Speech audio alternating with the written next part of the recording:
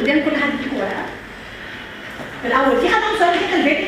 كلنا عرفنا احنا شخصياتنا ايه؟ مين اكسبريسيف، مين بيهب مع الهوبه، ومين اناليتيكال بيدرس الموضوع جدا. الناس اللي بتدرس الموضوع جدا اناليتيكال دي ناس بيحبوا يقعدوا على المكاتب، بيحبوا الحاجه تبقى قدامهم، مونو كونسنتريشن، هم ما بيركزوش في ازيد من حاجه، لو في حاجتين ثلاثه جنبهم يتوتروا ويتضايقوا ما بيعرفوش. مين كده؟ مين بيتشتت بسهوله؟ بتشتت بسهوله. لا انا بركز في حاجه واحده بس. بتحبي تشتغلي اول دور ولا اندور؟ لا اندور يعني على مكتب. حلو، ما بقول كده.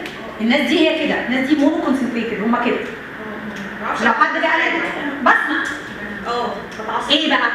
كده. انا بصي انا كده بس في نفس الوقت بس هي منهج الاولويات معاكي كده. ما هو ده البراكتس اللي انت بتتكلمي فيه ده.